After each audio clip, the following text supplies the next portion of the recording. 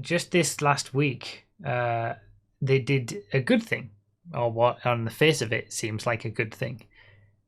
You know how this is as good of a thing as it will be when they add the Masacro back in for $1.5 million. yeah. So there was we talked about it on the podcast, I don't know, maybe a year or so ago, where Twitch, there's certain creators, if they had a big enough amount of viewers, they could get on a different contract, so they got 70% of subscription revenue rather than 30%, rather than 50%. So for everyone else it's 50-50, but there was a special contract where you got 70% instead of 50. For full disclosure, I've been on that since 2017. So I've had that for a while. But there was calls for, a long time for Twitch to just make it 70-30 across the board, which is something I agree with. I mean, YouTube offers 70-30 on their memberships. Kick are doing what, 95-5? Because they're just bankrolled by gambling money. So, all these other platforms were doing much better than Twitch. And then Twitch, in response to that, they decided to cap off the amount of 70-30 to a maximum of $100,000. So if any streamer made over $100,000, any money that they made over that 100,000 was back at the 50-50 rate, and they stopped giving 70-30 to anyone really. I think they stopped doing it for a few years. Nobody could get on that contract. But they said at this time when they made this change, grandfather in the people who are still on the 70-30. If you're on the 70-30, you can stay on the 70-30 up to 100,000. And we talked about that at the time on the podcast, because it's actually the top streamers that cost them the most money in terms of, viewers and the resources that they need and stuff like that. There was actually a decent thread about it. In what way does that make sense that the top streamers cost them more money? Like, what's their justification? There was a thread. There was an independent thread on Twitter from someone who works in the space. It wasn't coming from Twitch. I can't remember what podcast. There's no way I'm going to be able to find it now. I think it was, and I might be wrong about this, that we talked about it on the podcast. I'm sure I linked to the tweet thread in the podcast show as well. But it was the idea that the bigger streamers have such a large amount of people watching them that they take up so many resources in terms of the video that they don't make the money back or something like that. I don't know exactly what it was, but the explanation seemed reasonable, but that's not to say that I agree with, capping it at 50-50 above 100k. Like, it's stupid that, so now you're going to go after the big creators and make them make less money. What?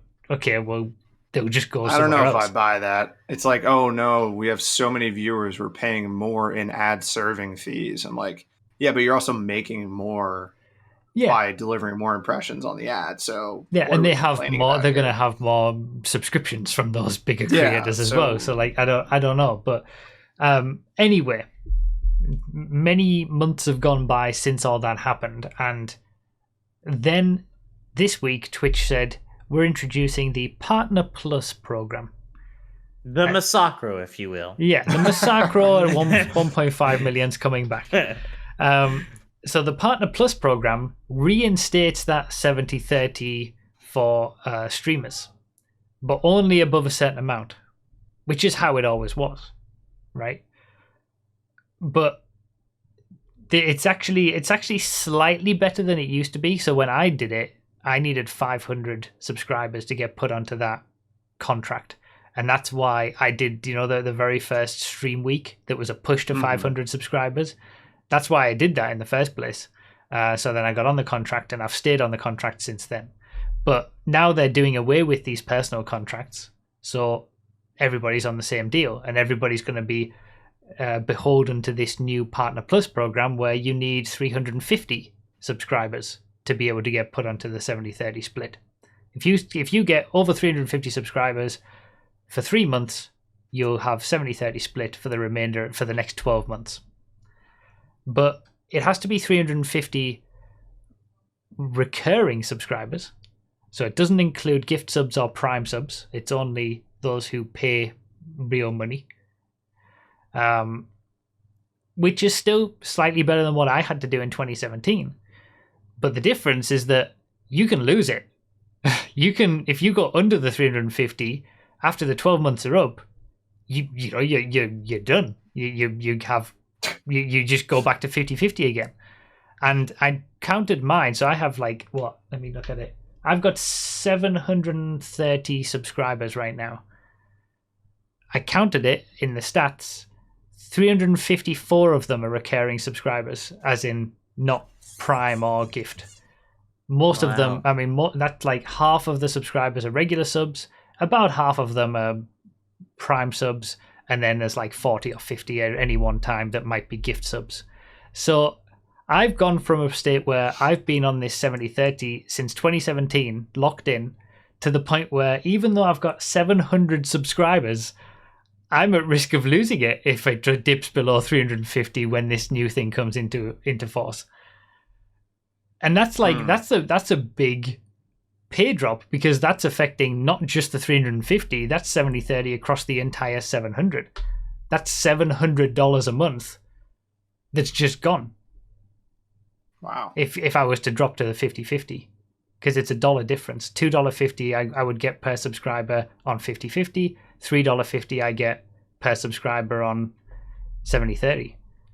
So that's the one thing that is really horrible about this, especially for streamers who might be on that edge. Their income, they might get used to it for 12 months, and then they immediately drop back down, and that's like $500, $600, $700 a month that is just wiped out, just gone.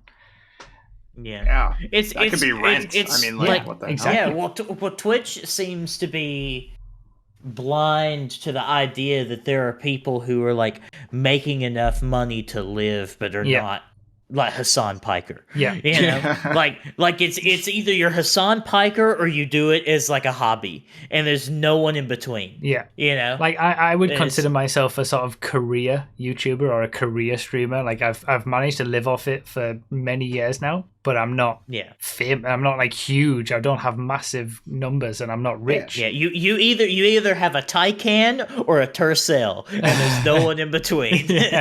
You're like those local musicians that are always gigging around. Like they make a living doing it, but they're not, Taylor Swift. Yeah.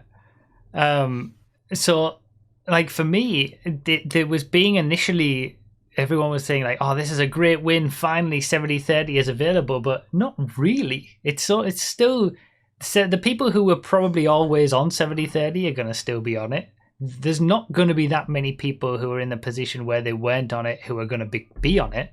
And I'm sure there's a lot of people who were on it who are going to get kicked out of it with the new one, when really it should just be 70-30 for everyone. And they're basically saying, we'll give you 70-30 if you're big enough, but not if you're too big. Because as soon as you get to 100K, you're back to 50-50 again.